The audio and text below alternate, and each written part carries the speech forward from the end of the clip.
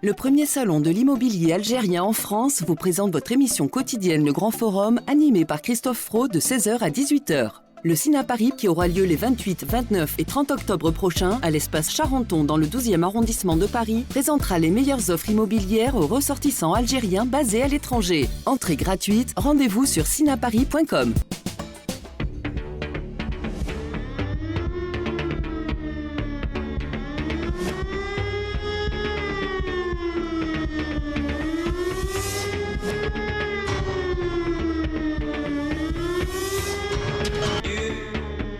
Christophe sur France Maghreb 2.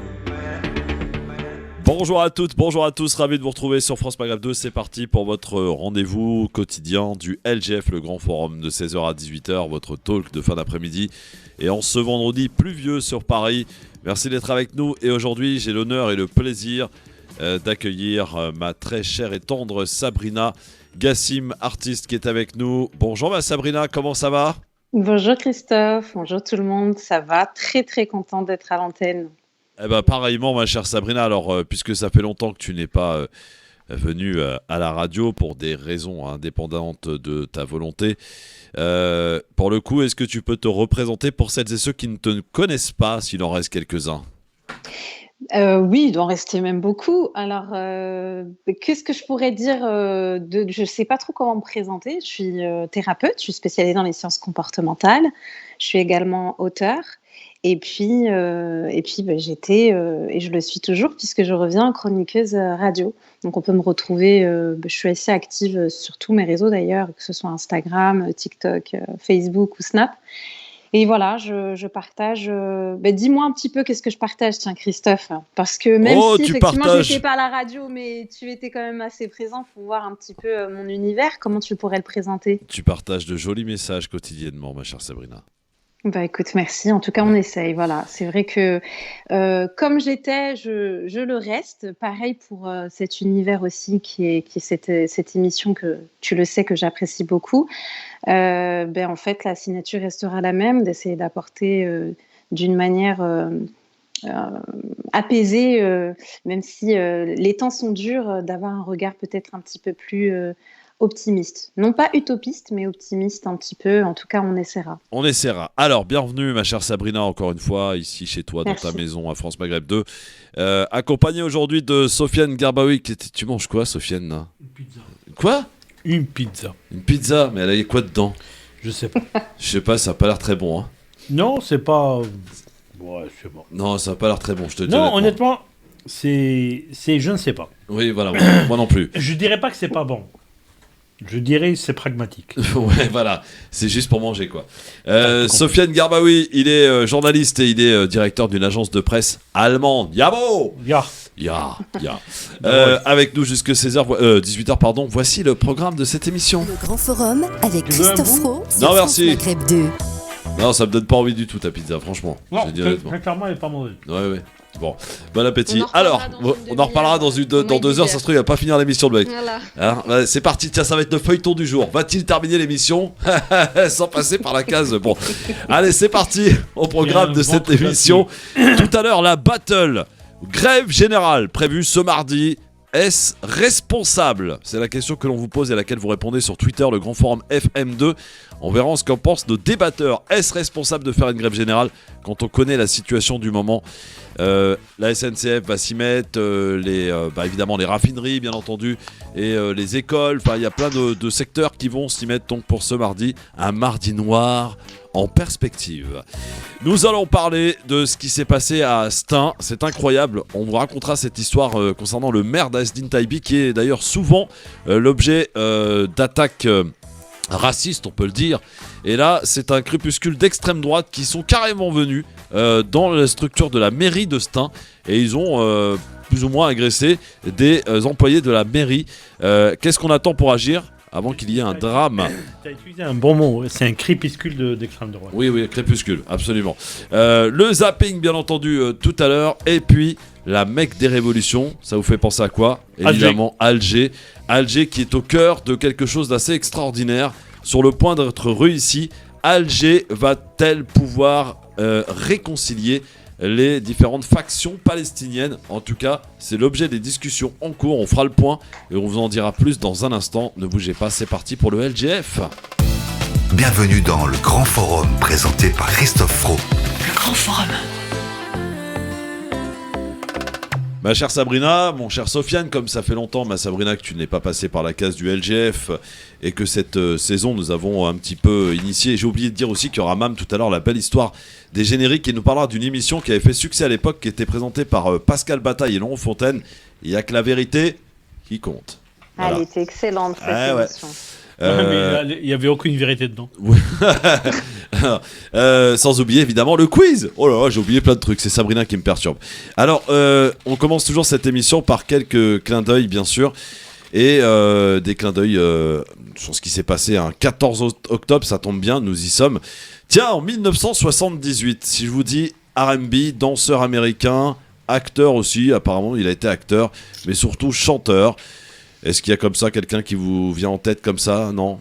Barry White? Non, pas du tout. Naissance en 1978, Barry White, Sofiane. T'as fumé quoi?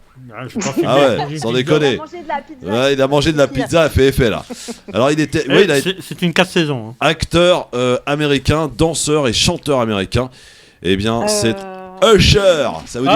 J'ai rien fait. Ouais. Arrête, tu vas me faire passer pour un criminel. Non, la pizza, franchement, laisse-lui. Je te le dis honnêtement, laisse-lui. Non, honnêtement, elle est pas mauvaise, mais bon, elle était vraiment un peu rikiki. Un petit peu rikiki. Bon. En tout cas, bon anniversaire. C'était un clin d'œil musical à Usher, donc né en 1978, chanteur d'R&B, danseur et acteur américain. Ouais, tout à fait. Il a fait quelques navets, mais c'était bien. Ouais, c'était pas mal. Je savais pas par contre. Bah il a fait des séries Z, ce qu'on appelle les séries Z, tu sais.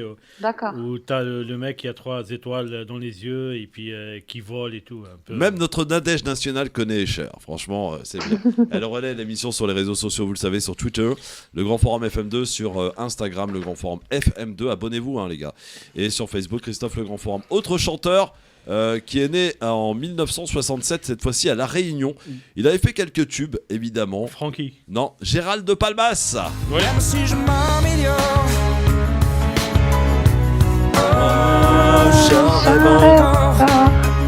Ouais, mais là on fait un blind test ou on fait ouais, c'est ça, ouais. une émission radio là. Ça me parle plus, tu vois. Gérald de Palmas. Oui. Ouais. Je savais pas qu'il était né à la Île de la Réunion. À Saint-Denis de la Réunion, exactement. Il est né C'est des colons. Quoi? C'est des colons. Des colons ou des colons? Des colons. Ah, des colons. Voilà, de la Réunion, ils sont pas. De quoi? Ils sont pas très blancs là-bas en général. Oui, mais alors... Non, il y a de tout. Il y a de tout. Il y a de C'est ce qui tout, fait Sophia. de cette île Je trouve que cette île, juste pour une parenthèse, cette île, c'est vraiment un exemple. Parce que là, c'est un peu le cas de où partout. tolérance. Il faut savoir que c'est... Ah ouais, non, mais Ouais. en De termes violence de aussi. tolérance, Non, de tolérance. Oui, ouais. et de violence. de multiculturel comme culturel, Exact. ils vivent très bien entre eux. Ouais, Et il y a je de suis tout, d'accord. faut pas Comme croire. toutes les îles, hein, parce que Non, pas malheureusement, Pas toutes, non, hein. les Non. îles, les îles en général, parce qu'ils n'ont pas trop le choix. Ouais, mais non, Soit non. ils se tapent sur la gueule, soit ils essaient Tu de vas à vivre avec Saint-Martin, intelligence. c'est pas très clean. Bon. Non, mais Saint-Martin, excuse-moi, c'est un ghetto. Oui, voilà. Alors sinon, un clin d'œil aussi en 2003, c'est une disparition d'un cancérologue bien connu des Français, cancérologue français, Léon Schwarzenberg. Ouais. Médecin cancérologue. Le monsieur cancer de l'époque. Exactement. De l'époque, ouais. Et puis en 1994, tiens, c'est Yasser Arafat, Isaac Rabin et Shimon Peres qui reçoivent le prix Nobel de la paix. pour ces fameux accords, je crois. Les accords les accords De Camp David. De Camp David. Ouais, absolument. Oui. Ils ont été 3 dans le cadre recevoir. Et puis un autre grand monsieur, et un petit peu plus tôt évidemment, qui reçoit le prix Nobel de la paix lui aussi, mais en 1964. C'est un pasteur. Martin Luther King.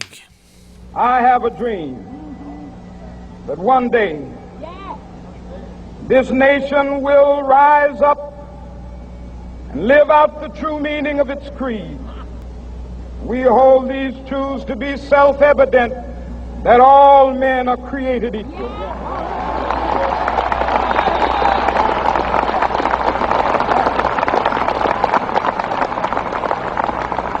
I have a dream that one day on the red hills of Georgia, the sons of former slaves and the sons of former slave owners will be able to sit down together at the table of brotherhood.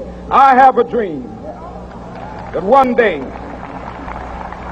Even the state of Mississippi, a state sweltering with the heat of injustice, sweltering with the heat of oppression, will be transformed into an oasis of freedom and justice. I have a dream that my 4 little children will one day live in a nation where they will not be judged by the color of their skin, but by the content of their character. I have a dream today. Quel grand monsieur. Ouais, mais le dream est devenu cauchemar, malheureusement, par la politique américaine et la politique raciale américaine, hein, parce que Ouais. Faut ça aussi n'a pas rappeler beaucoup quand changé. même pourquoi il a reçu le prix Nobel de la paix. Lui, il l'a reçu pour son engagement envers Non, la non-violence oui. et toutes ses revendications pacifiques. Et on se dit quand même, où est-ce qu'on en est aujourd'hui et cette époque-là, est-elle révolue? Tu vois, Non. des hommes comme ça, il en faut encore. Ouais, Les hommes de bonne volonté. il y en a plus beaucoup. Hein. Des hommes qui transmettent, au-delà de l'espoir, qui sont quelque part, qui transmettent, qu'ils le veuillent ou non, d'une manière politique, même si, voilà, il en va Si, après, on a Pascal Pro. Ouais, super, merci Sofiane. Pascal Pro. Super, tu nous as. T'as été le chercher où celui-là? Non, parce que- Bon, en tout cas, voilà, le discours authentique, ça n'a pas pris une poussière de ce Ouais. grand Non, monsieur. malheureusement, ça n'a pas pris une poussière et c'est toujours d'actualité. C'est d'autant plus d'actualité aujourd'hui que nous avons eu les derniers présidents américains depuis Bush, hein, et je mets dedans Barack Obama qui avait créé un vrai espoir de changement de politique coloniale et impérialiste américaine. Et qui malheureusement n'a fait que du statu quo. Et depuis Bush, et même avant lui Reagan, la politique américaine a été de détruire les pays. On voit ce qui Elle se s'est passe. totalement militarisée, hein, de toute Oui, façon. tout à fait. Donc voilà. Allez, dans un instant, on fait le point sur la situation des carburants en France. On pourrait avoir un petit espoir. Il y a eu un accord de trouver. Je vous l'explique dans un instant.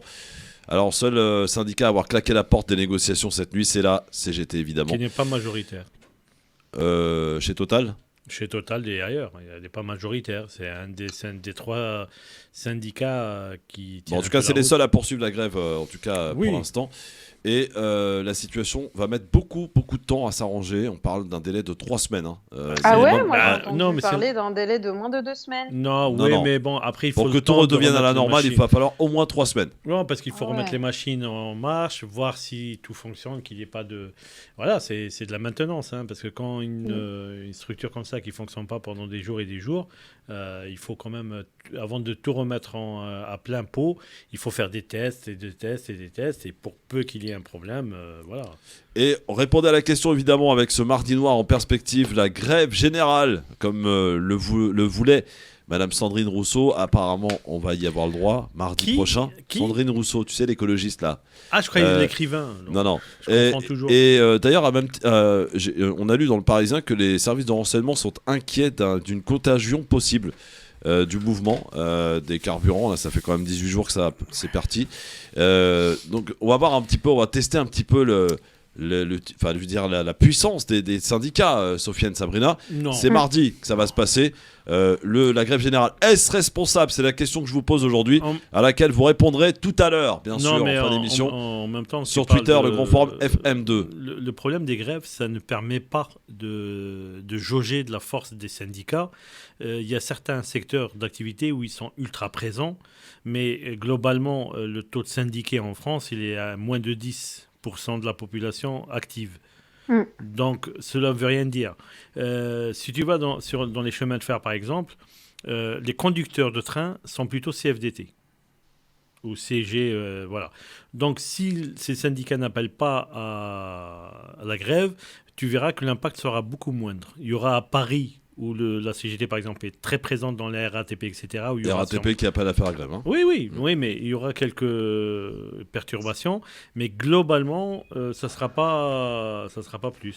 Bon, À on en voir, parle. hein, si ça évolue pas d'ici mardi. Voilà, Oui. à voir si ça évolue pas d'ici mardi, comme le dit Sabrina. Dans un instant, on fait le point sur la situation et on partira du côté de la Mecque des révolutions, Alger. L'Algérie au cœur, Ah, tu d'une- l'aimes bien cette expression. ouais, hein, au Christophe. cœur d'une réconciliation interpalestinienne. Probablement, on en reparle également à tout de suite. Restez avec nous, le Grand Forum revient dans un instant sur France Maghreb 2. Le Grand Forum. Le LGF, merci d'être avec nous. On parlait un peu culinaire en antenne. Faut bien se détendre un petit peu. Les truffes. On parlait truffes. Dis aux auditeurs de quoi on parlait. Ouais. Il va falloir que tu fasses une rubrique question culinaire sur Twitter. Non, une question sur Twitter concernant la truffe. La truffe, est-ce vraiment bon? Franchement, j'aime pas du tout. Rien que l'odeur, ça me dégoûte. C'est bon la truffe quand on a les moyens. Dites-nous si vous aimez la truffe, allez-y. Les gens de Total qui gagnent 5 000 €, et je pense qu'ils peuvent se payer un peu de truffe. C'est bien les fake news, hein. Bien. Non, mais c'est pas ça. C'est que tu peux gagner 5 000 €, mais je pense que c'est la moyenne des salaires. C'est-à-dire que tu prends celui qui touche le moins et celui qui touche le plus. Tu fais une moyenne. Donc, si la moyenne est de 5 000... on est d'accord, Sofiane, que c'est un peu hypocrite de la manière dont ça a été annoncé. Non, mais ça ne veut rien dire. C'est-à-dire que le PDG qui, lui, touche 16 millions, donc tu vois, de 16 millions, on descend à 5 000. C'est-à-dire que les autres, ils touchent quoi? De la merde. Alors, justement, on en parle. On va faire le point, si vous le voulez bien. On va rester prudent, on va pas parler de sortie de crise pour l'instant, mais il y a comme une évolution dans le conflit qui menace de mettre la France à sec.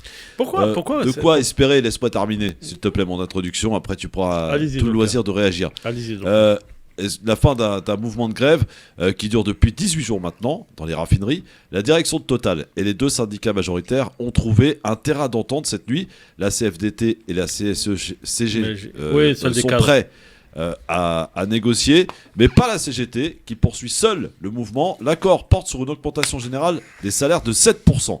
C'est donc 1% de plus que la toute première proposition faite par Total Energy. Combien ? 7%. Oui, et c'était combien? Et c'était 6% ce que proposait Total. Non, ce qu'il proposait c'était 3%. Non, 6%, la dernière, monsieur, il faut suivre. Oui, mais je te dis, ce qu'il proposait au départ, c'est 3%. Alors, donc de 3, on passe à 7. Assorti d'une prime annuelle d'au moins 3 000 € et plafonné à 6 000 € pour les plus hauts revenus. Des propositions qui ont satisfait une partie des syndicats, notamment la CFDT, qui cherche désormais l'apaisement. Écoutez Geoffrey Caillou, coordinateur du syndicat, qui s'est exprimé à l'issue des discussions cette nuit. On a bien conscience qu'il faut sortir de la crise. Les mesures, elles ne sont pas détestables du tout. Elles sont d'un niveau d'accord signé dans d'autres entreprises qui sont correspondantes à nos activités.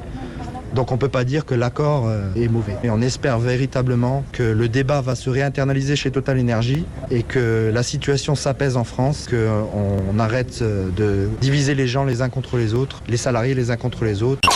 Ils ont bien compris qu'elle devenait impopulaire, ce syndicat. De quoi? Elle n'est pas impopulaire. Elle est impopulaire, Sofiane. T'as regardé les sondages un peu? Ah, mais attendez, le jour où les sondages donneront une réalité de ce qui se passe dans le pays, donc à ce moment-là, on aura. Va demander à ceux qui font 2 heures de queue s'ils soutiennent les grévistes. Oui, mais regarde, c'est exactement. Tu fais Pascal Pro. Tu fais ton Pascal Pro. Non, je fais pas mon Pascal Pro, je te donne la réalité. Voilà. Non, mais tu me dis. Appelez-nous les auditeurs. Oui, mais quelqu'un qui attend 2 heures, effectivement. Quelqu'un qui attend 2 heures, moi, je vais te dire un truc. Hier, je devais prendre le bus. Temps d'attente, 1 heure. Je suis allé à pied. Ça m'a énervé sur le coup, etc. Donc j'ai râlé contre tout le monde. Mais cela ne m'empêche pas que je peux être solidaire de gens qui défendent leur gagne-pain. Alors, en fait, je pense qu'il y a quand même un entre-deux. C'est-à-dire entre le fait, effectivement, que tu te retrouves dans cette situation et le fait d'avoir des personnes qui partent de chez eux habituellement déjà vers 6h, 6h30 du matin et là, de par ce mouvement de grève, se retrouvent dans des situations extrêmement complexes quand tu as des enfants à gérer, tout ce genre de... En fait, si tu veux, on peut soutenir tout en subissant. Mais à un moment donné,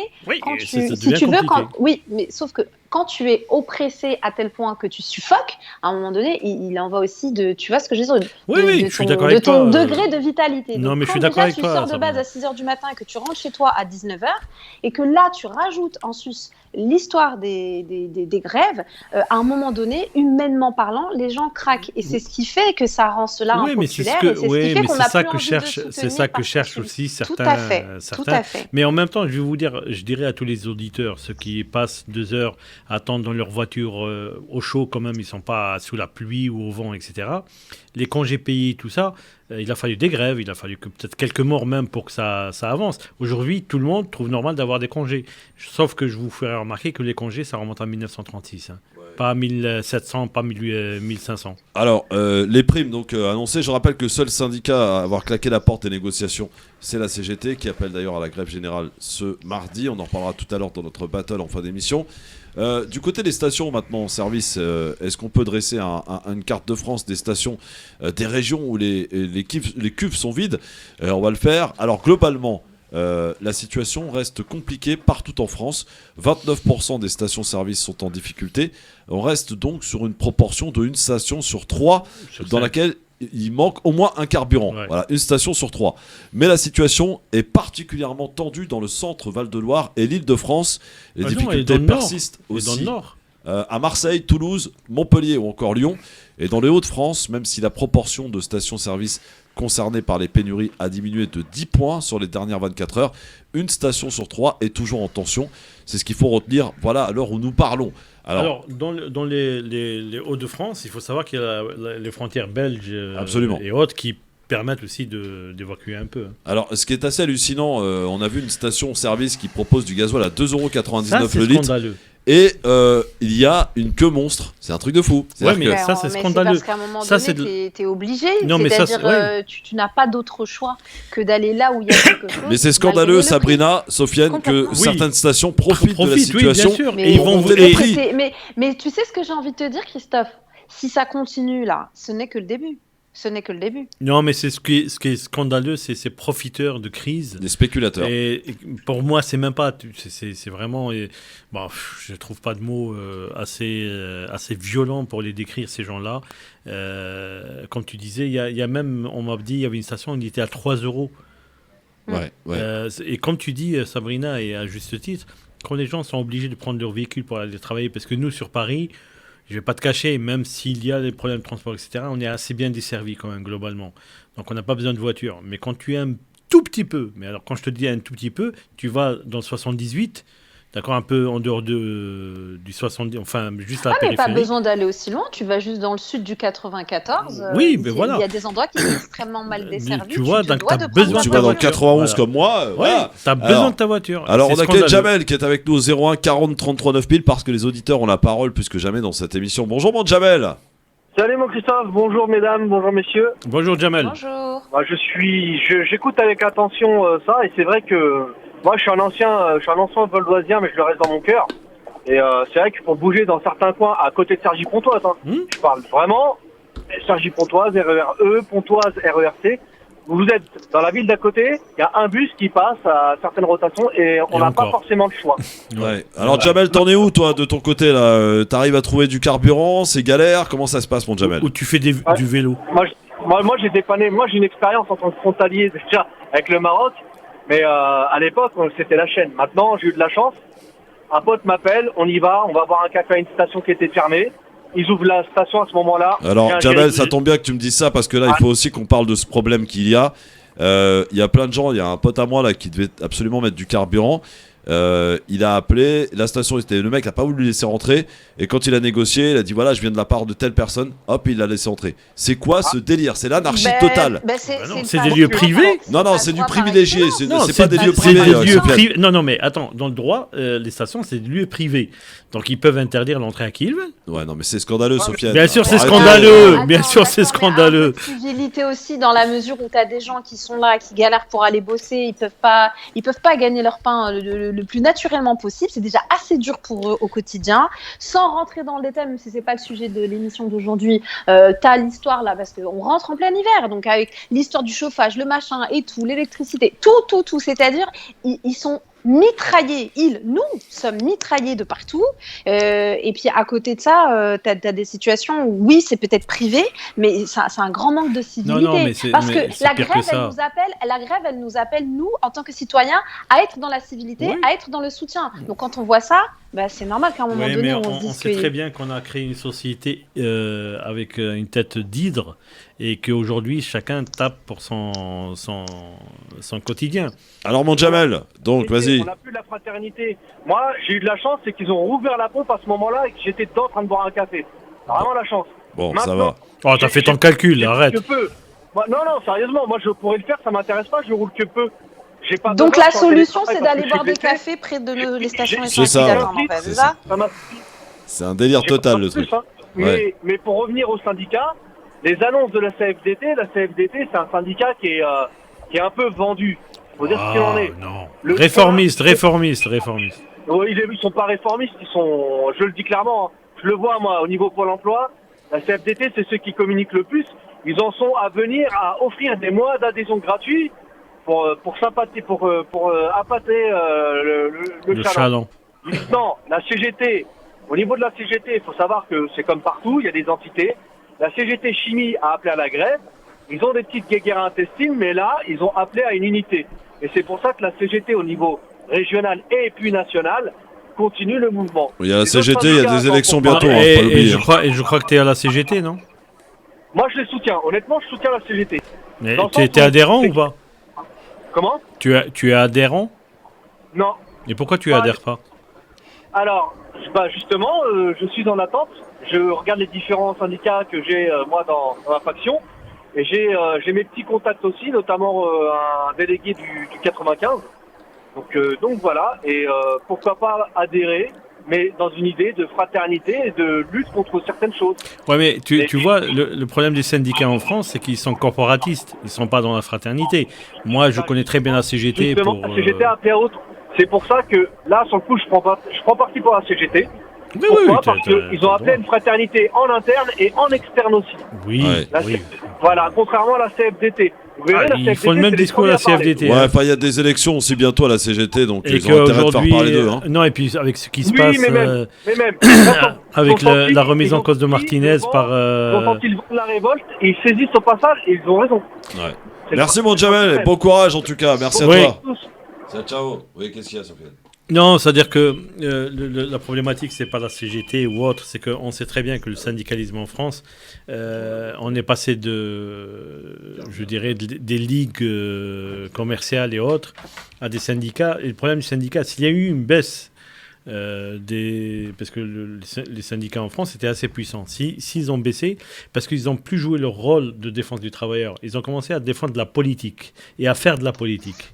Oui, mais c'est un moment qu'ils font de la politique. Voilà, et donc ça, c'est pour ça que. Mais en même temps, ils ont gagné en pouvoir aussi. Oui, non. Je ne sais pas si leur pouvoir est aussi important. En termes d'appel de grève, non. Dans les années 95, je vais te dire quelque chose, Sabrina. C'est qu'ils ont encore ce qu'on appelle des bastions syndicaux, la RATP, la SNCF, etc., qui étaient d'anciennes entités publiques, qui se sont plus ou moins transformées au public et qui sont en train d'évoluer vers un truc de droit privé.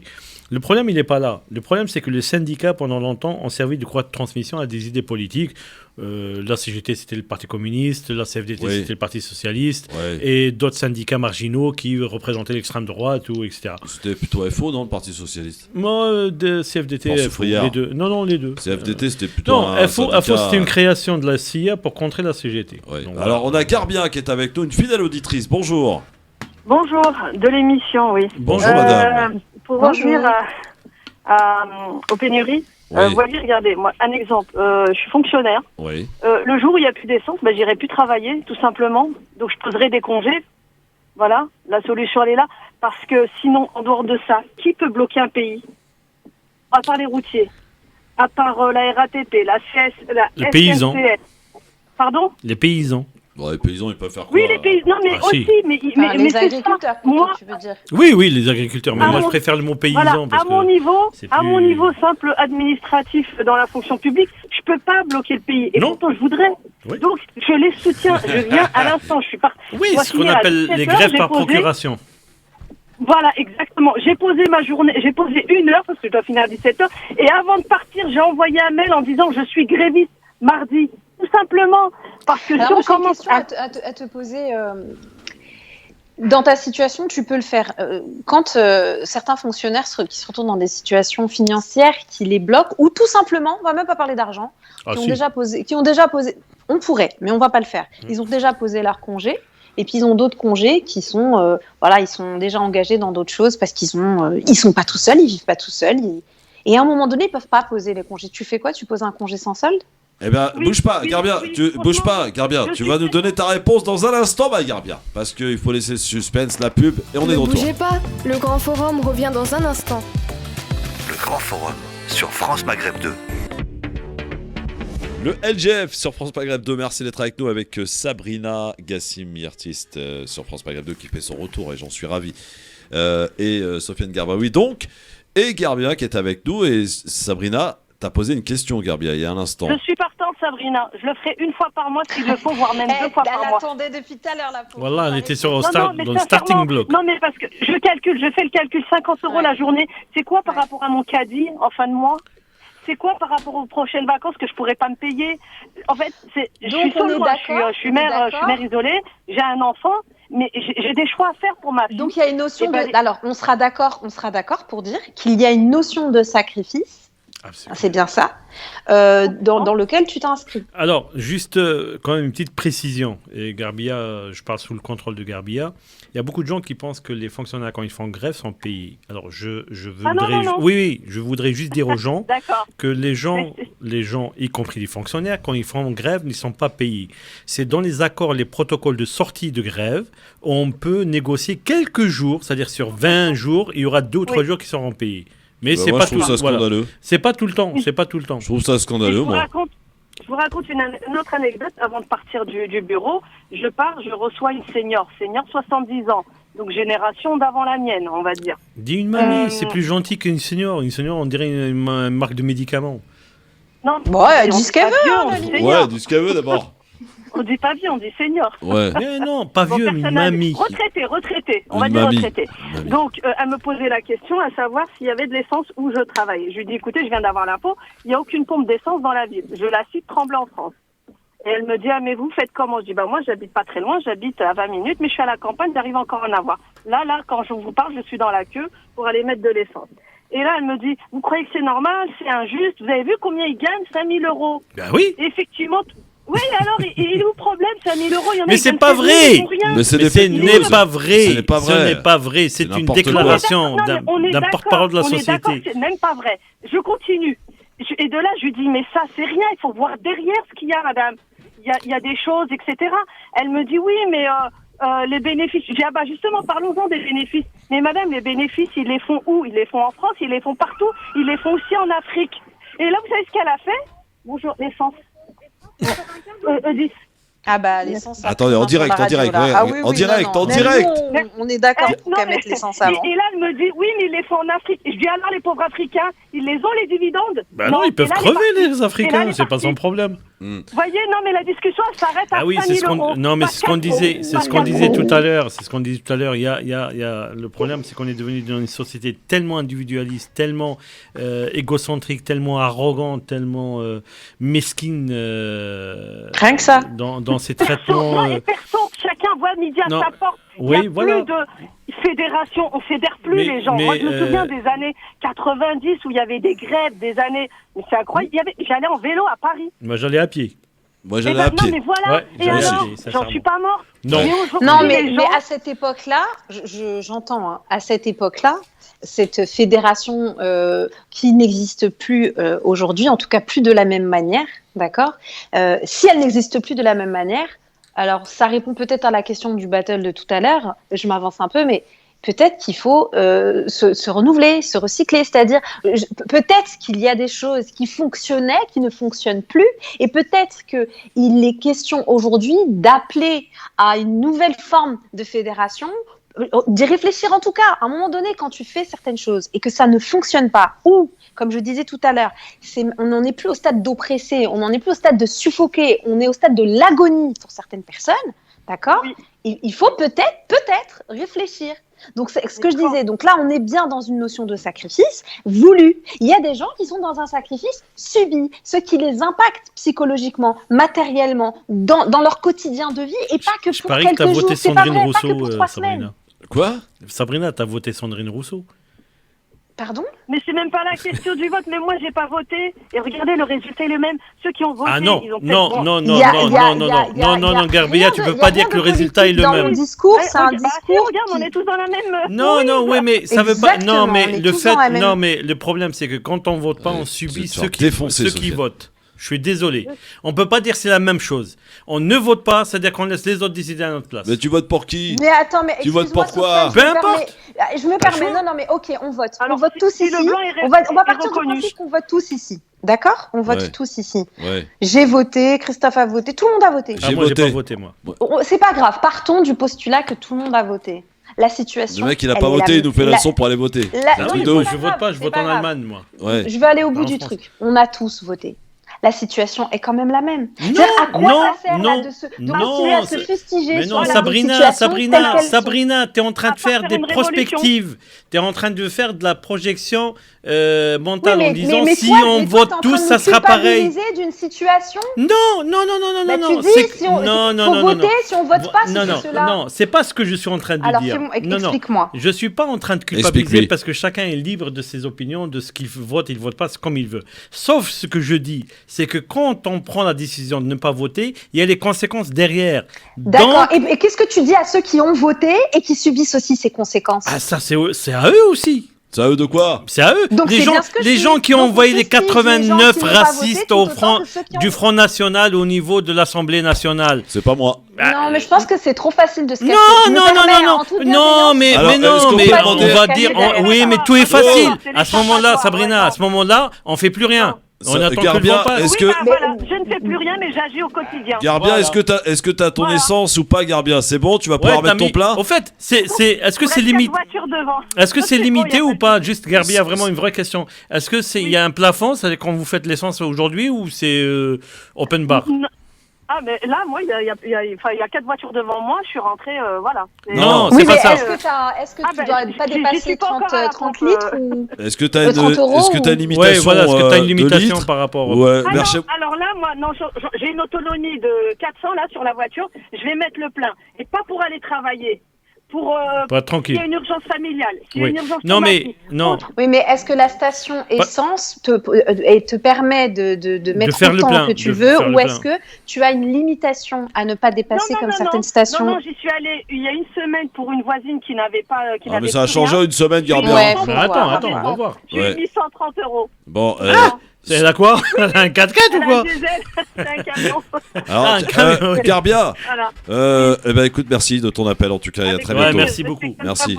Et le petit bonjour à ton ou à ta petite fille ou à ton petit garçon ou à ta petite fille. C'est très gentil, merci, bon courage à vous. C'est parler aux femmes. Merci beaucoup, merci Garbia.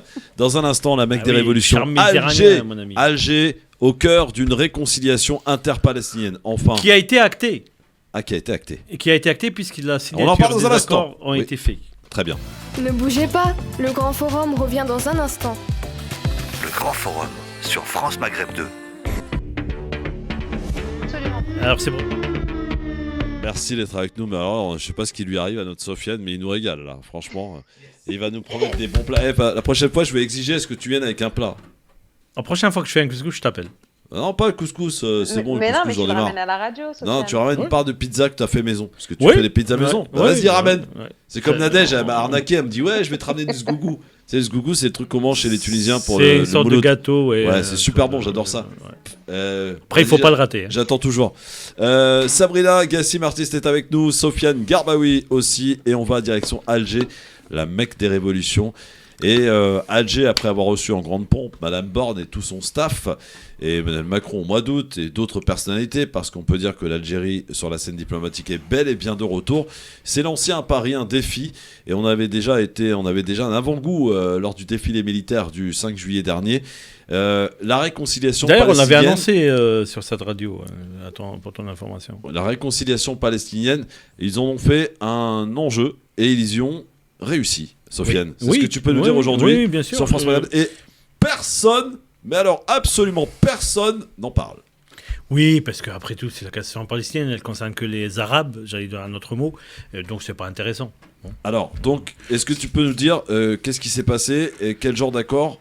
Alors, l'accord déjà que d'ici un an, il y aura une organisation d'élections unitaire. Parce que pour l'instant, les élections, chacun fait un peu dans son coin. Oui, le Hamas, le Fatah. Le Fatah. Et puis le Fatah n'a pas reconnu les élections que le Hamas a gagnées. Et le Hamas dit oui, mais voilà. Donc pendant un petit moment, le problème qui s'est posé, on a eu, je dirais, les dysfonctionnements de l'organisation palestinienne telle qu'elle existe aujourd'hui, c'est-à-dire l'État palestinien tel qu'il existe. Tous les dysfonctionnements sont apparus dans la crise qui a été consacrée par toutes les factions, parce qu'il n'y a pas que le Hamas, c'est les deux plus grandes factions. mais il n'y a pas que le Hamas et le Fatah, il y a d'autres factions. Là, il y a 18 factions qui se sont réunies à Alger et elles ont toutes donné leur accord pour essayer d'aller vers un apaisement. D'accord. Et ça, c'est déjà, je peux vous dire, parce qu'il faut savoir que depuis plus de 3 ans, je crois, même plus que ça, le Fatah et le Hamas n'ont plus de relations directes. On les considère comme des rivaux, hein, généralement. Voilà, oui, mais voilà, ils n'ont plus de relations directes. Et là, au contraire, on est arrivé à refaire parler les frères entre eux, ce qui est quand même extraordinaire et ce qui est très très intéressant.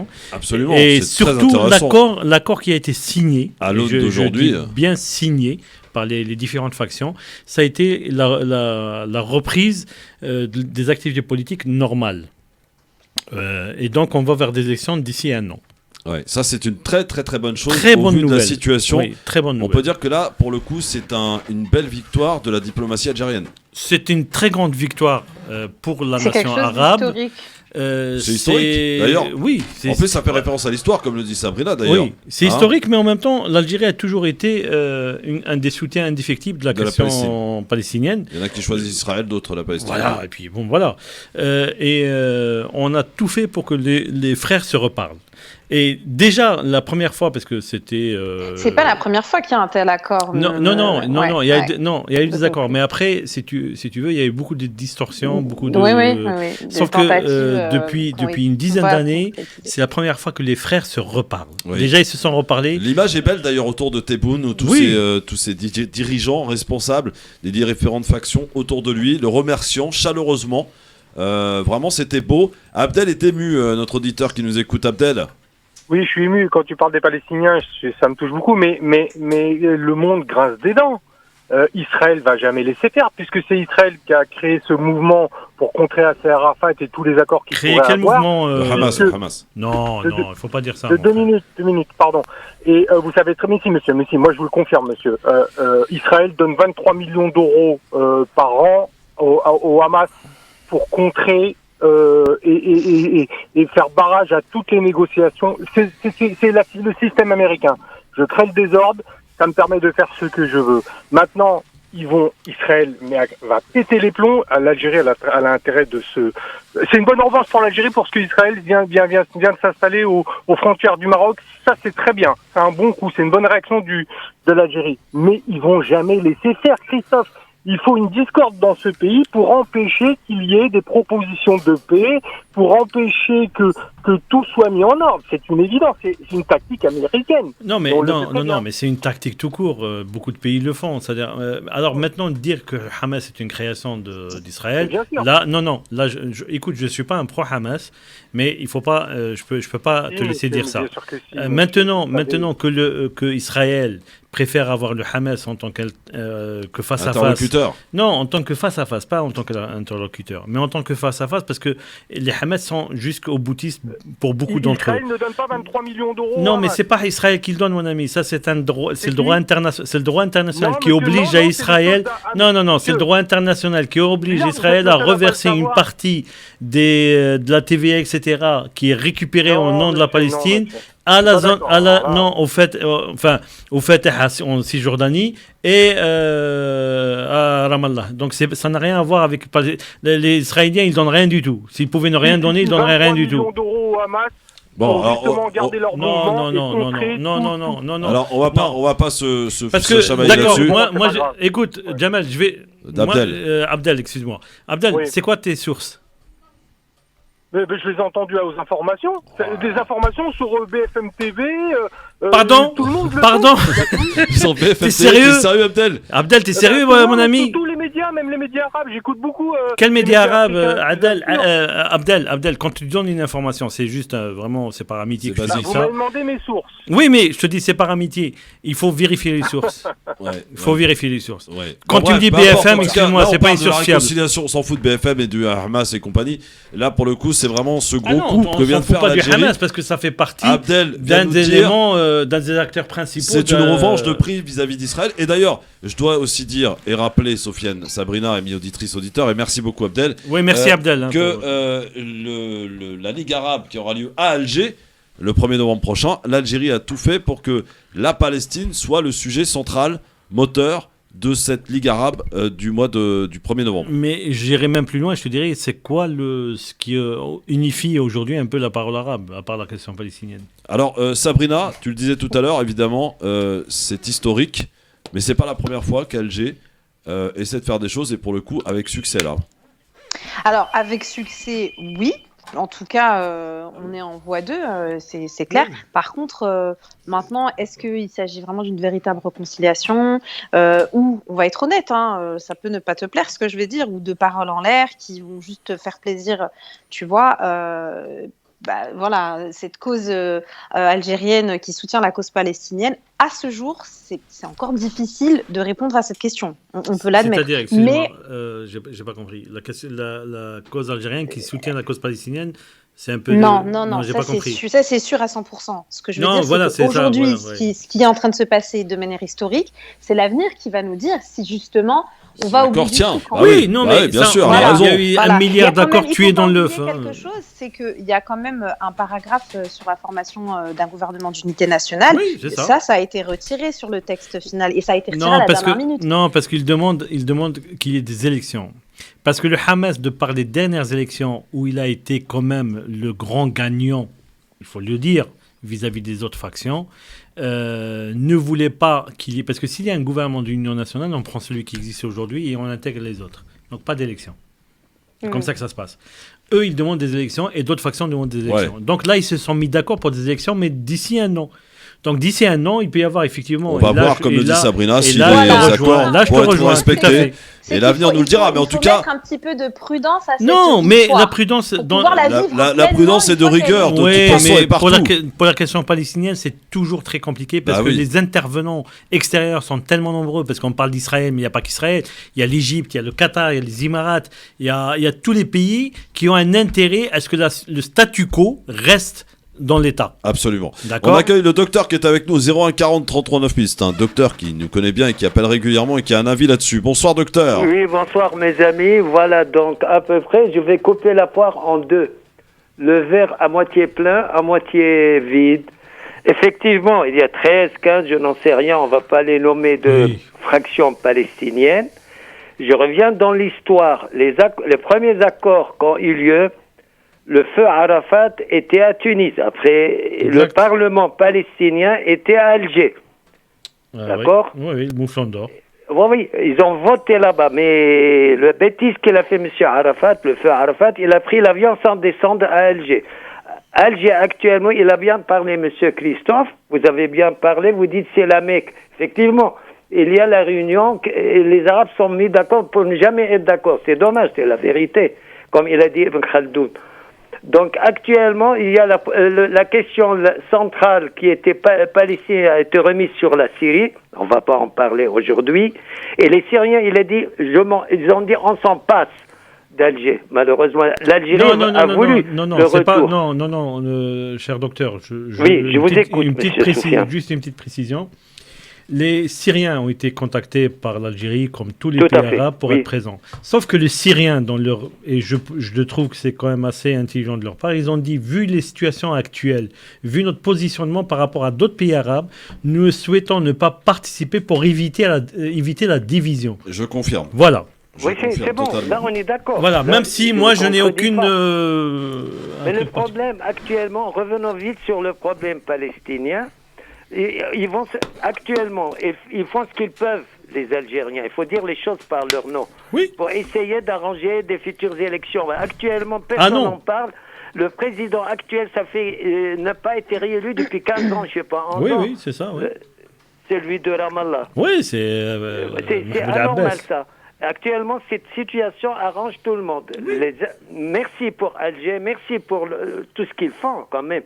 Les Algériens, on ne peut pas être plus royaliste que les rois. Non, les Algériens essaient de remettre le contact. Non. Et qui ne se mêlent pas dans les affaires des autres pays. Cher docteur.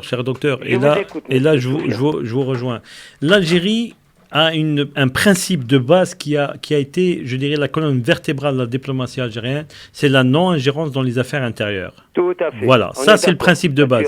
Après, il y a tout ce qu'on peut faire avec nos frères et nos amis pour améliorer les situations qui peuvent être un peu compliquées. Ce qu'on fait avec les Palestiniens aujourd'hui, c'est de permettre aux Palestiniens, c'est de donner cette intelligence aux Palestiniens de pouvoir se reparler. Chose qui n'a pas eu lieu depuis des années. C'est pas faux. Voilà, c'est tout. Ah bah c'est pas faux, c'est vrai même. Maintenant, les élections, etc., vous savez, en arabe, on dit taqrir al-masir. Donc la décision appartient au peuple. Le peuple palestinien, à ceux qui ont des doutes, existe. Dépend d'un pays. Non, mais cher monsieur, le peuple palestinien, ils étaient indépendants en 54 et 62. Oui, on est bien d'accord que les factions politiques, pour X raisons... Oui, sauf docteur, le peuple palestinien est une réalité. Il existe. Et le peuple palestinien n'appartient à aucun pays. Tout à fait. On est d'accord. Voilà. Et c'est le peuple palestinien qui prendra la décision de son avenir. Comment il doit être traité, comment il doit gérer. Merci beaucoup, docteur, en tout cas, pour votre réaction. Et on attendra... comme l'a dit Sabrina, on va rester vaillant. On va suivre ce qui va se passer. C'est très intéressant. Et si les accords vont être suivis des faits, écoutez, c'est peut-être qu'une superbe nouvelle, en tout cas. Non, mais c'est au-delà de ça. Et ce que disait de manière très pertinente, il me semble que c'était Abdel, l'auditeur, qui appelait, effectivement, avoir aussi, nous ne l'espérons pas, mais avoir aussi les potentielles représailles, qu'elles soient officieuses ou officielles, et les potentielles représailles d'Israël par rapport à cette Israël n'a aucun intérêt à ce que les choses avancent. Oui, absolument, il faut qu'on reste dans le statu statu quo. Donc il faut voir aussi les conséquences autant sur la Palestine que officiellement ou officieusement sur l'Algérie. L'Algérie est capable de répondre à toute ingérence dans ses affaires intérieures et à toute agression extérieure. Je ne fantasmerais pas le truc comme ça, je l'espère aussi. Ah non, mais moi je préfère quand même être plus prudent. Non, mais on est très prudent, mais moi je te le dis. Et là je parle en tant qu'Algérien. C'est bien pour ça. Non, mais moi je le parle en tant qu'Algérien parce que j'explique un truc. Notre histoire, d'accord, depuis très longtemps, elle a été faite de feu et de sang. Et on est capable de... Ce qu'on a fait contre la troisième puissance mondiale à l'époque, on peut le refaire contre un petit pays aujourd'hui qui ne vit que par procuration. Vive la paix. Tout de suite, on a été alerté hier par un auditeur qui nous a appelé pour nous signaler un problème concernant un club de foot de Sartrouville. Exactement. Et on a voulu passer un coup de fil à son responsable, Ismaël Badawi, qui est avec nous. Bonsoir, monsieur Badawi. Bonsoir. Bonsoir, Ismaël. Alors, Ismaël, que se passe-t-il pour le club de Sartrouville ? On nous a parlé de racisme. En fait, on subit une vraie ségrégation au sein de la ville. Pour vous expliquer, Sartrouville, c'est la deuxième plus grande ville des Yvelines et il y a une vraie discrimination qui est en train de s'opérer. Qui fait qu'on veut diviser la ville en deux. On a l'impression qu'on se retrouve sur un apartheid à Sartrouville. Ça peut paraître hallucinant en 2022. Le mot est fort peut-être, apartheid, non ? C'est un peu fort, mais c'est très fort même. Mais c'est pour un peu imager les choses parce que, si vous voulez, la ville de Sartrouville est divisée en deux. Il y a un côté plateau où il y a que des quartiers populaires et il y a un côté pavillonnaire. Et nous, on a un stade de foot qu'on utilise depuis plus de 40 ans qui est dans le côté pavillonnaire avec un clubhouse, un lieu de vie comme vous pouvez tout connaître dans une association sportive, où on fait des anniversaires, où on fait de l'aide aux devoirs, où on fait des réunions avec les parents, etc. Ouais. Et du jour au lendemain, la mairie, qui est une mairie de droite, Mais ça a toujours été de droite, Sartrouville. Ça a toujours été de droite. Il l'a dit du jour au lendemain. Oui, mais... C'est pour ça que on essaie de comprendre, parce que nous, on nous a parlé de ce problème-là, donc on essaie de comprendre. La ville de Sartrouville, elle est de droite depuis un petit moment. Oui. Elle était communiste. Mais qu'est-ce qui fait qu'aujourd'hui, les choses ont changé ? Voilà, qu'est-ce qui fait, selon toi, Ismaël, que les choses ont changé, ont évolué ? Est-ce qu'il y a eu un précédent ? Est-ce qu'il y a eu quelque chose ? Il y a eu un conflit ? Non, c'est juste qu'ils ont... si vous voulez, alors il y a plusieurs explications, mais je pense qu'une des premières, c'est qu'ils ont cédé à la pression des riverains, tout simplement. Parce qu'on a un club de foot multiculturel où vous voyez un peu de tout, comme on a dans les banlieues. C'est bien beau, dans 2-3 jours, on va fêter Karim Benzema Ballon d'Or, mais il vient des quartiers comme les nôtres, dans des clubs comme les nôtres où il y a des bénévoles, où il y a des gens qui font un travail formidable. et on se retrouve mis à la rue. On n'a plus de, alors je vous parle, on n'a plus de bureau quand on fait les réunions avec les éducateurs où on se retrouve dans des bistrots. Alors que la place d'un club de foot dans une ville populaire est immense. On fait un travail social, un travail éducatif. D'accord, mais qu'est-ce que vous reproche Oui, qu'est-ce que vous reproche exactement? De ce que je comprends, ce sont les riverains principalement qui doivent se plaindre des allées et venues, mais comment ils justifient ça? Mais comment ils justifient? Parce que les riverains, ils peuvent se plaindre autant qu'ils veulent. Nuisance. De la nuisance. C'est-à-dire. Voilà. Donc un club de foot fait du bruit. Fallait se réveiller de bonne heure pour comprendre ça. Ils mettent ça uniquement sur le bruit. Mais vous avez été... Donc ils ont commencé crescendo, ils ont commencé par fermer le stade à 20h. Et le dimanche, ça peut paraître hallucinant qu'un stade de foot soit fermé un dimanche après-midi. Mais c'est le jour du Seigneur, respectez un peu quand même. Donc dimanche après-midi, un club de foot fait beaucoup de bruit, c'est normal, les enfants qui crient, on peut pas les entendre, c'est normal, il faut les laisser chez vous dans le plateau. Et après, de jour au lendemain, ils sont réveillés, ils ont dit maintenant c'est plus 20h et le terrain de foot, c'est aussi votre clubhouse, c'est votre lieu de vie. Vous partez, mais c'est pas. Vous avez reçu vous avez été destinataire d'un échange avec la mairie épistolaire, c'est-à-dire un courrier de la mairie, des choses comme ça ou pas? Ou c'est juste des propos. Ou c'est là où ça va peut-être vous toucher, où c'est bouleversant. C'est pas bouleversant, c'est humiliant et c'est dégradant et méprisant. C'est quand on arrive à ce moment de l'histoire, parce que jusque là, les bureaux et le clubhouse, je veux dire, c'est la propriété c'est des locaux publics, c'est à la mairie de les gérer. Oui, bien sûr, oui. Donc vous avez une convention avec la mairie. Voilà. Maintenant, le plus humiliant là-dedans, c'est quand ils nous proposent une solution de relogement, parce qu'ils sont obligés de nous proposer une solution de relogement pour nos bureaux, notre clubhouse. Et on passe d'un lieu avec la chaleur, un lieu avec des murs en béton, à un préfabriqué que vous avez à l'entrée des chantiers quand il y a un bâtiment qui est en train de se construire de 10 mètres carrés, et ils nous ont balancé là-dedans à l'entrée d'un parc qui est non sécurisé, qui est ouvert à tous, où il n'y a pas de lumière le soir, donc on peut rien faire. Et dès qu'on rentre à 3 là-dedans, on est déjà à l'étroit. En fait, ils vous ont positionné là-bas pour dire qu'ils vous ont mis quelque part, histoire d'eux, alors qu'en réalité, c'est absolument pas adéquat. Mais est-ce qu'il y a des discussions en cours, Ismaël? Est-ce qu'il y a des discustions en cours avec, je sais pas, le service des sports de la mairie de Sartrouville? Ce qui est le plus dramatique dans cette histoire, c'est que depuis qu'elle est devenue médiatique, et je vous remercie de nous donner la parole, depuis qu'elle est devenue médiatique sur la radio et sur la presse écrite, là ils sont ouverts à nous recevoir et potentiellement à discuter. Alors discuter de quoi, on n'en sait rien aujourd'hui, mais si vous voulez, c'est symptomatique aujourd'hui de ce qui se passe dans beaucoup de banlieues en France et notamment en Île-de-France. Vous savez, on va accueillir les JO dans 1 an et demi. Ouais. Normalement.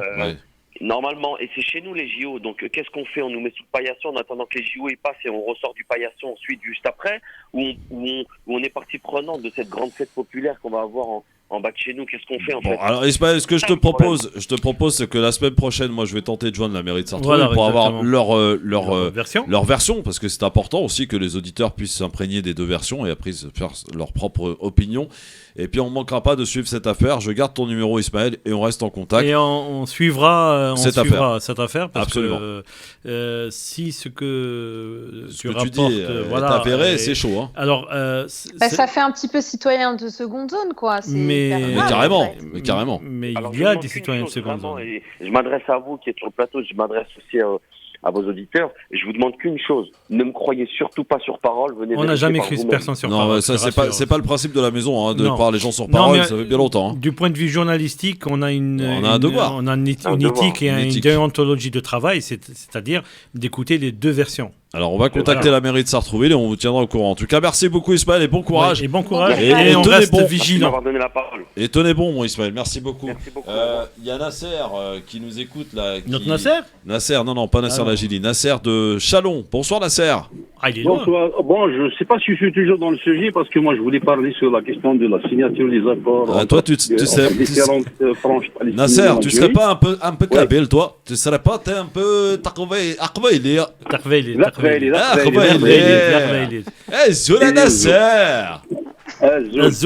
Non, mais moi je fais le lien historique. Bon, d'abord, il faut poser la question. Il faut d'abord, au lieu de réconcilier les Palestiniens, il fallait d'abord réconcilier les Algériens entre eux. En ce moment, il y a plus de 650 détenus d'opinion en Algérie, dont 350 Kabyles, puisque vous avez parlé de Kabyles. Pourquoi les Kabyles ne sont pas algériens, Nasser? Non, justement. Non, les Kabyles ne sont pas algériens?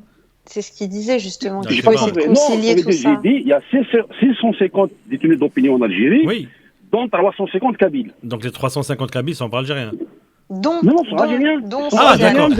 Non, je suis pas scissionniste. Hein. Non, je suis pas du MAC, je suis pas scissionniste. J'ai été militant à une certaine époque, j'ai été militant du RCD, mais depuis 2002-2003, je m'occupe de mon travail. Très grand parti. Non, au-delà de Saïd Saadi, il n'y a pas que Saïd Saadi. Je sais. Très grand parti. Mais là, non, moi je fais un peu un lien historique. Ça veut dire, moi j'aurais aimé que le président Tebboune, au lieu de réconcilier, c'est une bonne chose, c'est toujours bien de réconcilier les gens, c'est une bonne initiative. C'est dans toutes les religions, dans toutes les spiritualités, etc. On recommande la réconciliation, qui est une très bonne chose. Mais ma question, je me souviens, c'est en 88, en 87 que l'État palestinien a été prononcé à Alger. A été promulgué. Après, il y a eu la guerre du Golfe, dans l'Algérie, après le par contre avec les Arabes, etc. Je me souviens à l'époque, un journal saoudien qui a dit l'Algérie va payer cher ça. Cette portion, l'Algérie va la payer très cher. Et après, on a eu ce qu'on a eu, la décennie noire, la décennie rouge, appelez-la comme vous voulez, où il y avait presque 50 ou 60 000 morts. Parce que moi, je ne crois pas cette histoire de 250 000 morts, parce que c'était le populisme de Bouteflika. Je me souviens très bien, à l'époque, on parlait de 50-60 000 morts. C'est toujours trop, mon ami. C'est toujours beaucoup, absolument. De Bouteflika, on a parlé de 250 000, mais ça, c'est notre débat. Et l'Algérie était bien seule à cette époque. L'Algérie, aujourd'hui, qui n'arrive pas à assurer un sachet de lait à ses citoyens, est-ce que vraiment elle est de taille de jouer dans cette cour de C'est une bonne question. Alors, c'est une bonne question. Allez, c'est une bonne question que pose Nasser. Oui, alors vas-y, réponds, Sofiane. Alors, je vais essayer de te répondre, Nasser. Nasser, attends, réponds. On a bien compris la question. Si tu laisses. Je vais essayer de te répondre. Je vais pas. Je vais pas essayer de te convaincre parce que bon, après. Non, chacun a son opinion. Mais je vais essayer de te répondre. Tu viens de dire l'Algérie n'arrive pas à permettre à sa population d'avoir un sachet de lait. Ça, c'est le quotidien des Algériens qui est soumis à... Il y a de la spéculation, il y a beaucoup de choses. On sait très très bien. Est-ce que c'est à l'État ? Je te poserai la question, mais c'est une question-réponse, si tu veux. Est-ce que c'est à l'État, d'accord, de donner du lait aux citoyens? Non, c'est par le travail. Non, excuse-moi. Les besoins alimentaires de base aux citoyens. Mon ami. Si un État n'arrive pas à faire ça, moi, si j'arrive pas à faire ça, je démissionne. Mais mon ami, je pense qu'il n'y a pas de mort de faim en Algérie. Donc les trucs de base. Pourquoi ce ne serait pas à l'État de faire ça? Parce que l'État doit jouer, il a d'autres rôles à jouer et que normalement la société doit. Mais tu vois ton peuple s'affamer ou une partie de ton peuple s'affamer. Non, mais laisse-moi terminer. Écoutez, mais laissez-moi terminer parce que si je peux pas répondre. Non mais Nasser, si je peux pas répondre, on va faire un monologue. Oui. D'accord. Il n'y a pas de souci. D'accord. Moi, juste, j'essaie de te répondre. C'est pour ça que j'ai dit, je n'essaie pas de te convaincre, j'essaie de te répondre. Alors, donc, oui. Donc, il n'y a pas de famine en Algérie. Donc, ou alors je me trompe. On n'en est pas loin. Non, mais attention. Tu sais, en économie, c'est des chiffres. C'est des chiffres, c'est des maths. 1 plus 1 égale 2. 1 plus 1 ne peut pas peut-être égal à 2, peut-être égal à 3. 1 plus 1 égale à 2. Oui. C'est comme ça. En Algérie, tous les indicateurs, qu'ils soient algériens, qu'on peut mettre après en doute si tu veux, etc., mais même internationaux, disent que l'État algérien prend en soin les transferts sociaux en Algérie, c'est 47% de la rente pétrolière. Les transferts sociaux, c'est de tout. Hein. C'est-à-dire c'est la subvention de l'essence, la subvention de la semoule, la subvention de tout. Après, des hôpitaux, entre autres. Après, c'est mal géré, etc. Après, il y a des choses sociétales qui se posent. D'accord ? C'est de la bonne gouvernance. Après, il y a beaucoup de questions qui se posent. Maintenant, par rapport à ce que tu disais au départ, quand tu parles de détenus politiques, quand tu parles aux Algériens, aux officiers algériens, il n'y a pas de détenus politiques en Algérie, puisque la loi algérienne, autorise la confrontation d'idées. Sauf que dans les pratiques, et moi ça je l'ai vécu, moi j'étais journaliste à l'Ouatan, d'accord ? Et quand on sortait un article, il fallait qu'on soit blindé parce qu'on était sûr d'être attaqué en justice. Et moi je me suis retrouvé 4 ou 5... Non, mais moi j'ai été 4 ou 5 fois devant un juge qui me disait de parler en arabe, parce que bon, l'Ouatan c'est un journal francophone, donc on essaie d'expliquer nos articles. C'est monsieur ? Moi je signais Sofiane G.